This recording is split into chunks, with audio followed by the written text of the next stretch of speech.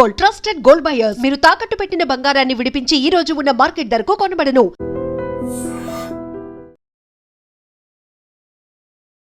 నమస్తే, నేను Kavitha. Welcome to I dream news and నిజాలు. హర్మూజ్ జలసంధిని కనుక ఓపెన్ చెయ్యకపోతే ప్రాజెక్ట్ ఫ్రీడమ్ ఆపరేషన్ ని చేపడతాము అంటూ డొనాల్డ్ ట్రంప్ అనౌన్స్ చేశారు. ప్రపంచ పటంలో ఇరాన్ని లేకుండా చేస్తాము అంటూ ఒక వార్నింగ్ ను కూడా ఇచ్చారు. ఇది ఎప్పుడు తెగుతుంది, ఎప్పుడు దీనికంటూ ఒక సొల్యూషన్ వస్తుంది, ఎవరు డెసిషన్ తీసుకుంటారు? మనతో పాటుగా ఉన్నారు సీనియర్ జర్నలిస్ట్ సురేష్ కొచ్చతిల్ గారు. సార్ నమస్తే. సో మనమంతా ఈ ఎలక్షన్స్ హడావిడిలో ఇక్కడ మన దగ్గర ఏ గవర్నమెంట్ వస్తుంది, ఏ సర్వేలు చెప్తున్నాయి, రిపోర్ట్స్ ఎలా ఉన్నాయి, రిజల్ట్స్ ఎలా ఉన్నాయి, దీని మీద ఉన్నాకని మనం వరల్డ్ వైడ్గా ఆలోచిస్తే డొనాల్డ్ ట్రంప్ ఆయన ఒక ప్రాజెక్ట్ ఫ్రీడమ్ అనే దాన్ని అనౌన్స్ చేశారు. ఇరాన్ మీద అంతే హార్ష్ వాయిస్, హార్డ్ స్టేట్మెంట్స్ అనేవి ఇస్తున్నారు. ఇరాన్ని ప్రపంచ పటంలో లేకుండా చేస్తా అనేది ఆయన చెప్తూనే ఉంటారు. ఇప్పుడు ఎవరు ఆయన పట్టించుకోవట్లేదు. పులి వచ్చింది కేసు ఇది. ఇప్పుడు పులి నిజంగా వచ్చినప్పుడు ఎవరు పట్టించుకోరు. అదే కేసు అనమాట.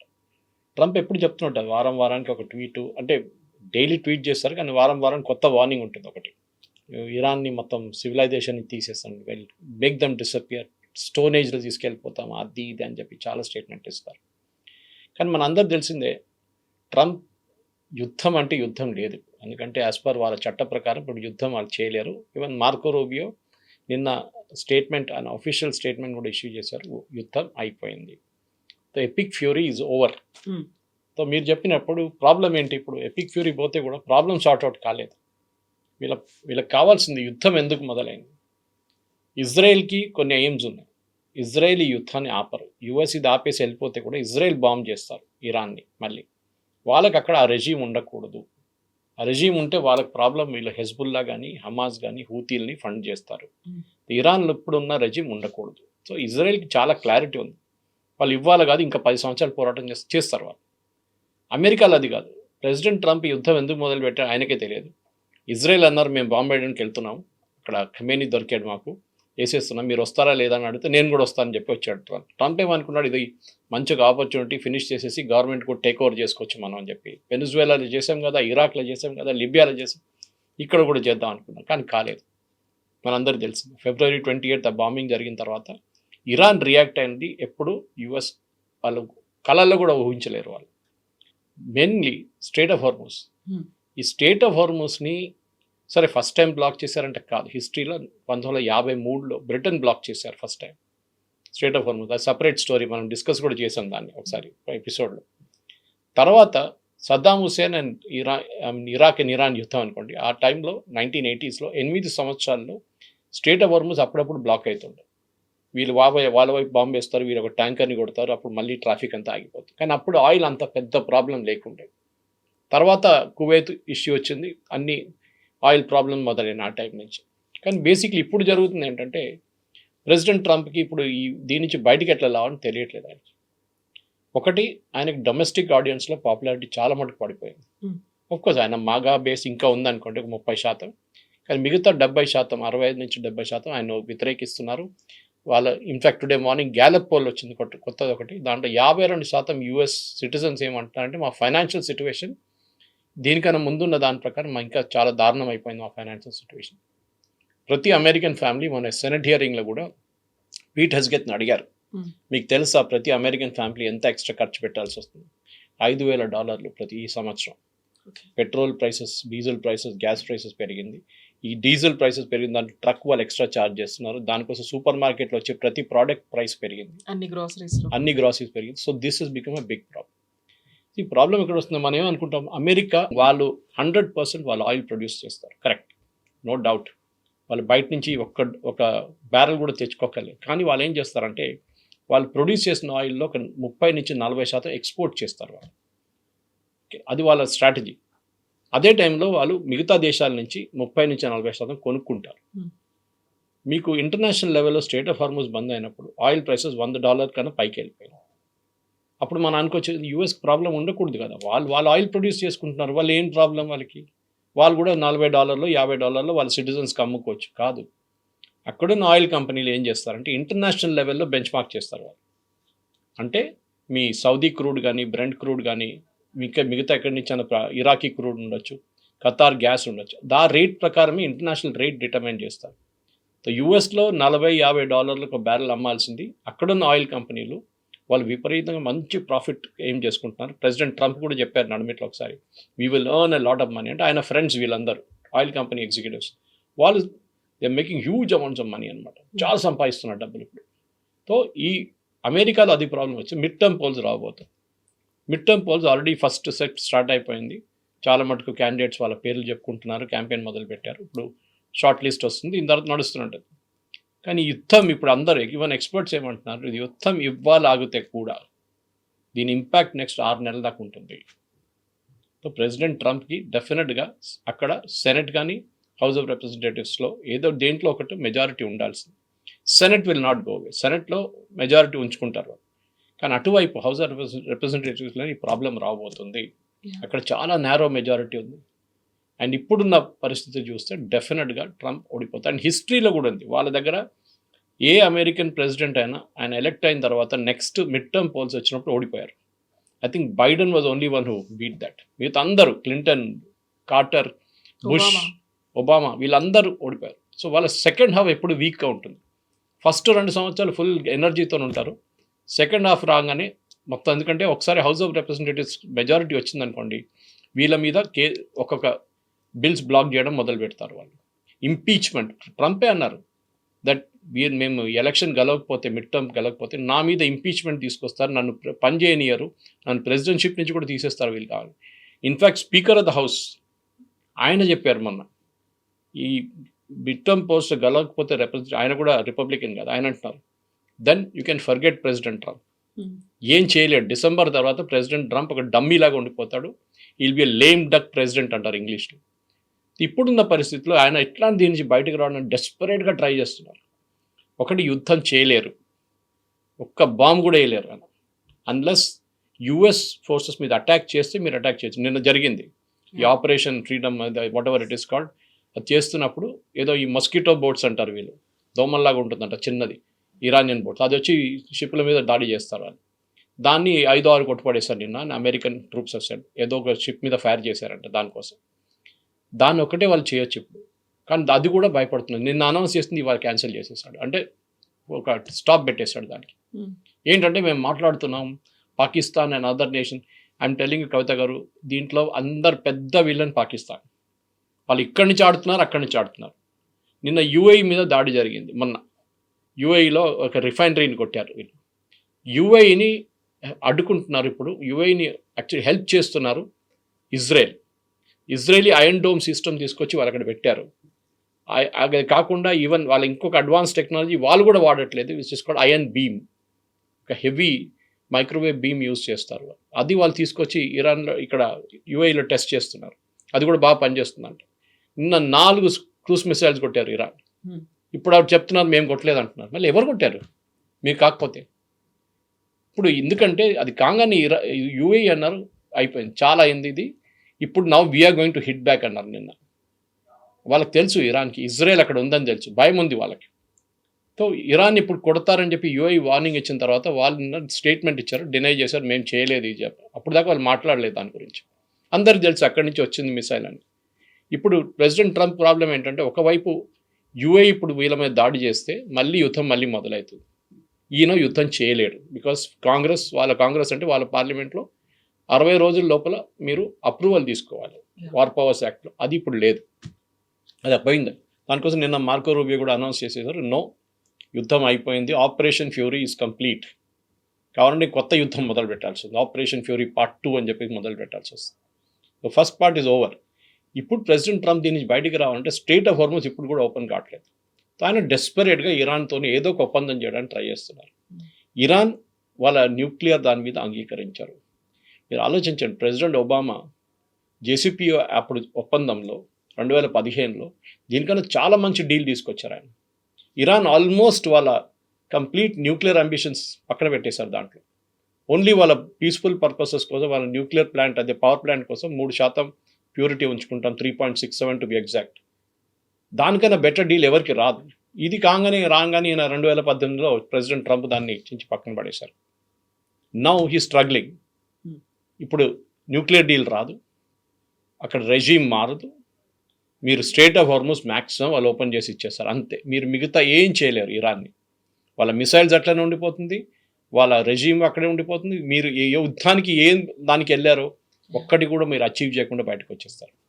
జస్ట్ బికాజ్ ఆయన ఎట్లయినా ఆయన ఆయిల్ ప్రైస్ తగ్గించేస్తే స్టాక్ మార్కెట్ పైకి వెళ్తుంది, ఆయిల్ వాళ్ళ ఓటర్ బేస్ కొంచెమైనా వాళ్ళ వైపు చూస్తారని చెప్పి ఒక కాన్ఫిడెన్స్ ఉంది ట్రంప్. కానీ ఇజ్రాయెల్ దీన్ని ఆగనియరు, వాళ్ళు డెఫినెట్గా మళ్ళీ కొడతారు ఇరాన్ని. అప్పుడు యుఎస్ ఏం చేస్తారు?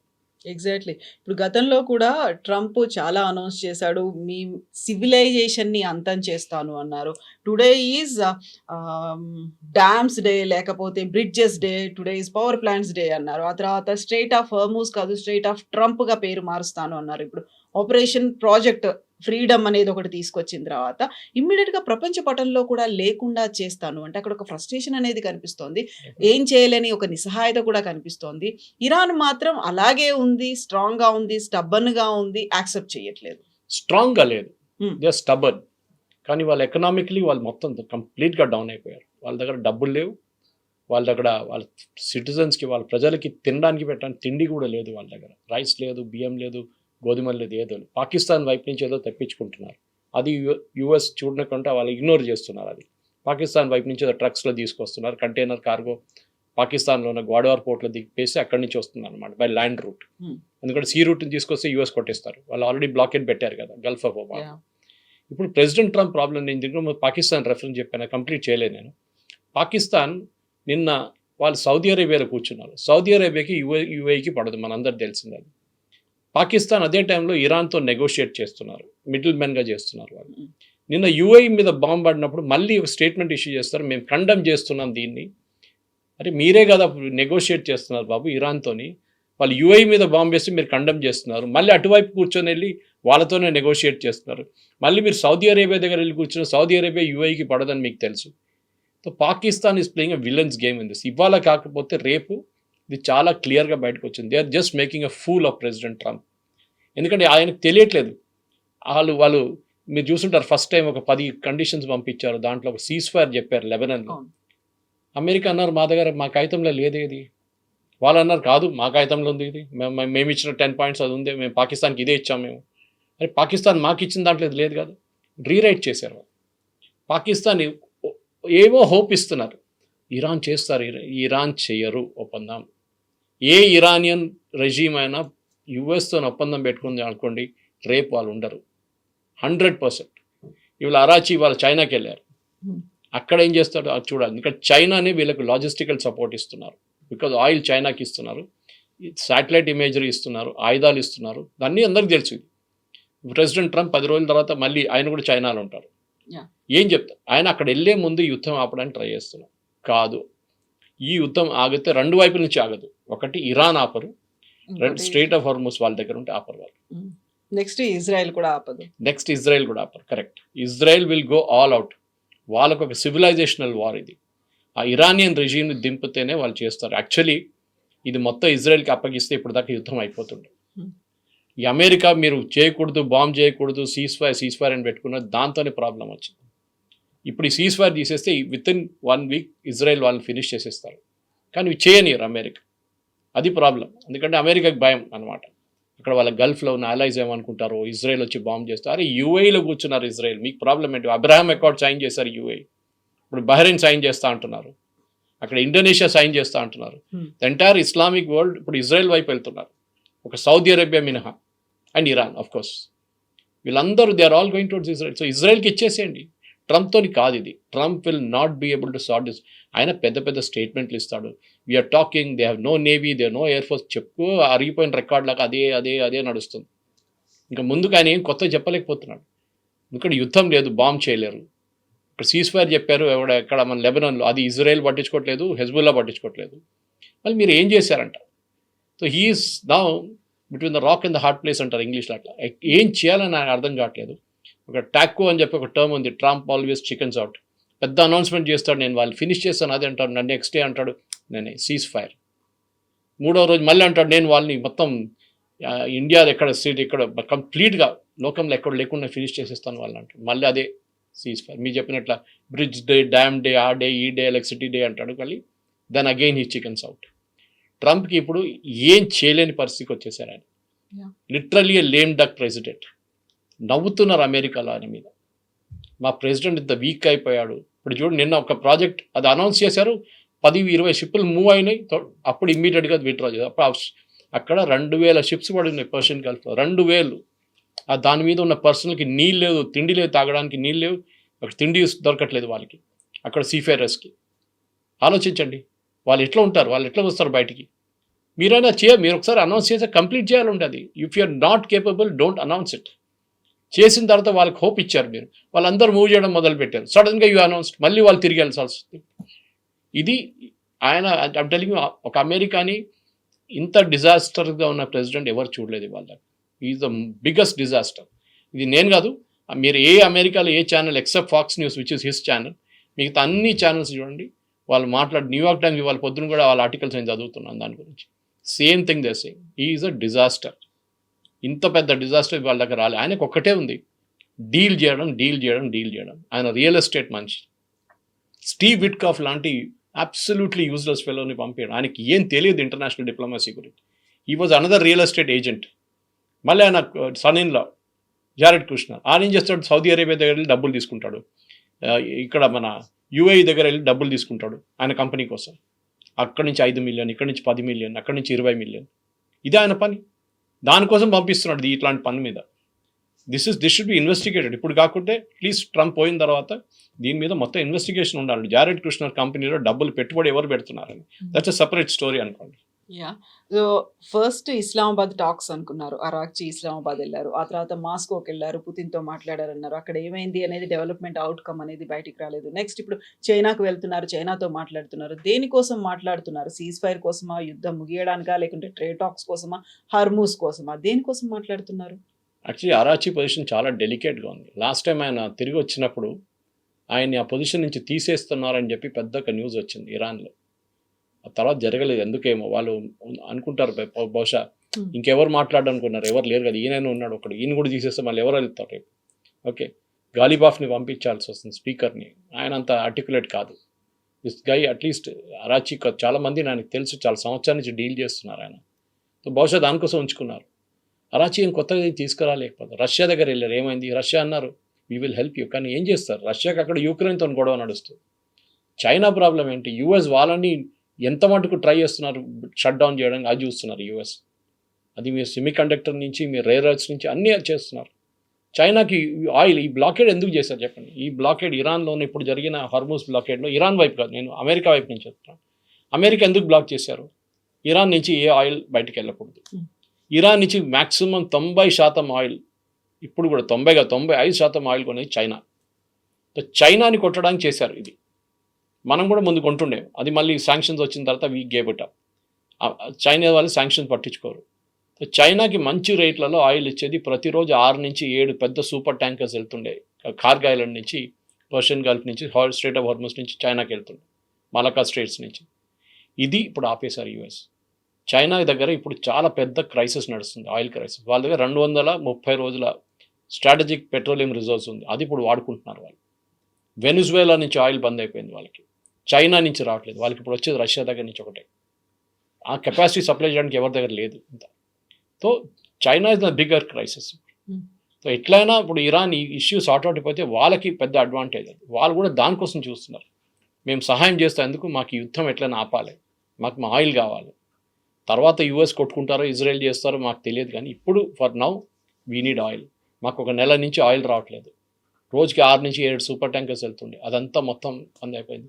ఇరాన్కి రెవెన్యూ లేదు, అది ఇంకో ప్రాబ్లం. వాళ్ళకి 10 పైసలు రెవెన్యూ రావట్లేదు. వాళ్ళకి ఎన్ని రోజులు బతుకుతారు? జీతం ఎక్కడ ఇస్తారు? యాజ్ ఇట్ ఈస్ వాళ్ళ కరెన్సీకి వాల్యూ లేదు. ఒక లోఫ్ ఆఫ్ బ్రెడ్ కావాలంటే చిన్న ట్రక్లో తీసుకెళ్ళాలంట డబ్బులు, అంత డివాల్యూ అయిపోయింది వాళ్ళ కరెన్సీ. సో ప్రెసిడెంట్ ట్రంప్కి ఇప్పుడు ప్రాబ్లం ఎక్కడైందంటే Kavitha garu, he's not able to do anything. ఆయన ఏం చేయాలనుకుంటే ఆయన కావట్లేదు. మీరు స్టార్టింగ్ నుంచి అనలైజ్ చేయండి. Day 1 నుంచి ఫిబ్రవరి 28 తారీఖు తర్వాత ఆయన ప్రతి మూవ్ చేసింది it has been a disaster. వాళ్ళ నేవీ లేదు, ఇప్పుడు మళ్ళీ అదే అంటాడు, ఎయిర్ ఫోర్స్ లేదు, వాళ్ళది ఏం లేదు.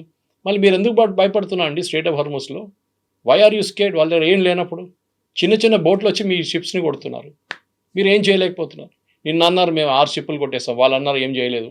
2 సివిలియన్ షిప్ని కొట్టారు వీళ్ళు, చిన్న మస్కిటో క్రాఫ్ట్ని కొట్టారు వీళ్ళని. ఇది ప్రాబ్లం.